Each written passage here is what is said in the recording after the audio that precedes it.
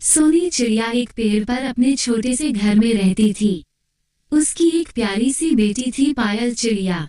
एक दिन सोनी चिड़िया जब दाने की तलाश में जा रही थी तो रास्ते में उसे कुटकुट कबूतर मिला। कुटकुट कबूतर, अरे सोनी बहन, सुबह सुबह कहाँ जा रही हूँ? सोनी चिड़िया, नमस्ते कुटकुट भाई, मैं दाने की तलाश में जा रही हूँ। मेरी बेटी पायल सुबह उठते ही खाना मांगती है। कुटकुट कबूतर, वो तो ठीक है बहन, लेकिन तुमने पायल की शादी के बारे में कुछ सोचा है? वो अब बड़ी हो गई है, उसकी शादी करनी चाहिए तुम्हें। सोनी चिड़िया, हाँ कुटकुट भाई, दिन रात इसी चिंता में रहती हूँ कि बेटी का विवाह कैसे होगा। कुटकुट कबूतर, मेरी नजर में एक चिड़िया है, उसका बेटा अपनी पायल बेटी के लिए ठीक रहेगा, तुम कहो तो मैं बात करूँ। सोनी चिड़िया, वो तो ठीक है, लेकिन मैं दहेज कहाँ से लाऊंगी? आजकल बिना दहेज के शादी नहीं होती। अभी मेरे बराबर वाले पीपल के पेड़ पर रहने वाली मौनी चिड़िया की बेटी की शादी में ससुराल वालों ने पूरा घर मांग लिया। मैं कहाँ से लाऊंगी यह सब? कुटकुट कबूतर, बहन तुम उसकी चिंता मत करो, मैं बात कर लूंगा, तुम बस शादी के लिए हाँ कर दो। सोनी चिड़िया, ठीक है, जैसा आप ठीक समझे। कुछ दिन बाद सोनी चिड़िया अपनी बेटी पायल की शादी कर देती है। शादी के बाद पायल चिड़िया अपनी ससुराल जाती है। वहाँ उसकी सास सपना चिड़िया बहुत तेज थी। सपना चिड़िया, सुन बहू, तुझे पूरे घर की सफाई करनी होगी, उसके बाद मेरे लिए दाना लाना होगा, मैं तो कहीं जाती नहीं हूँ। और हाँ, इधर उधर मत घूमना, सीधा दाना लेकर मेरे पास आना। पायल रोज अपने लिए और अपनी सास के लिए दाना लाती, लेकिन उसकी सास हमेशा उसे ताने मारती रहती। सोनी चिड़िया को अपनी बेटी से मिले बहुत दिन हो गए थे। एक दिन वो अपनी बेटी से मिलने उसके ससुराल पहुंच जाती है।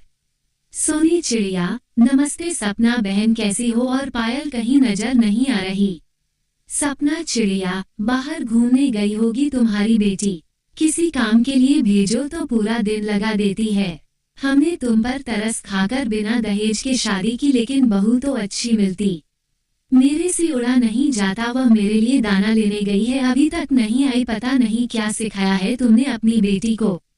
तभी वहाँ पायल आ जाती है। माँ को देखकर वह रोने लगती है। सोनी चिड़िया, बेटी तू ठीक है न, रो क्यों रही है? पायल चिड़िया, कुछ नहीं माँ, बस तुम्हारी याद आ रही थी। सोनी चिड़िया, तू तो बहुत कमजोर हो गई है। सोनी चिड़िया, सपना बहन, अगर आप कहें तो मैं पायल को कुछ दिन के लिए अपने घर ले जाऊं। सपना चिड़िया, हाँ हाँ ले जाओ, वैसे भी ये यहाँ कुछ करती नहीं है। सोनी चिड़िया पायल को लेकर घर आ जाती है। घर आकर पायल बहुत रोती है। पायल चिड़िया, माँ वे लोग बहुत खराब हैं, मैं सारा दिन दाने इकट्ठा करके लाती हूँ और दोनों माँ बेटे घर में बैठे रहते हैं, सारे दाने खा जाते हैं, मैं भूखी रह जाती हूँ। कुछ कहूँ तो मुझे दोनों मिलकर मारते हैं। मैं अब कभी वहाँ नहीं जाऊंगी।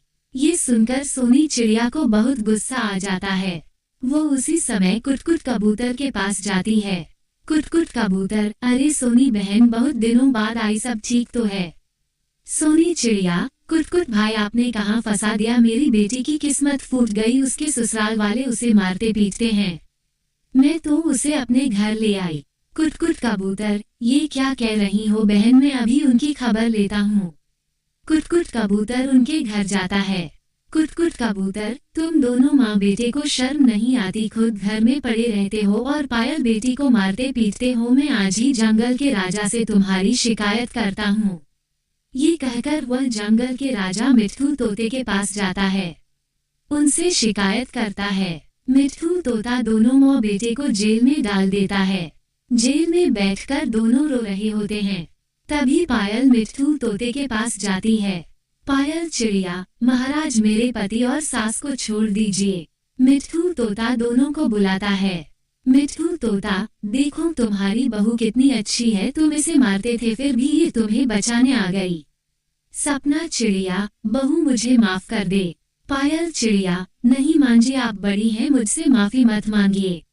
दोनों माँ बेटे पायल चिड़िया को घर ले आते हैं और पूरा परिवार खुशी खुशी रहने लगता है। आपको ये कहानी कैसी लगी हमें कमेंट कर जरूर बताएं। इसी तरह की अच्छी कहानियाँ आप यहाँ पर पढ़ सकते हैं। यहाँ उपस्थित शिक्षाप्रद कहानियाँ आपका मनोरंजन करने के साथ दिशा भी देंगी। तो बने रहिए हमारे साथ और हमारे प्रयास को सफल बनाएं।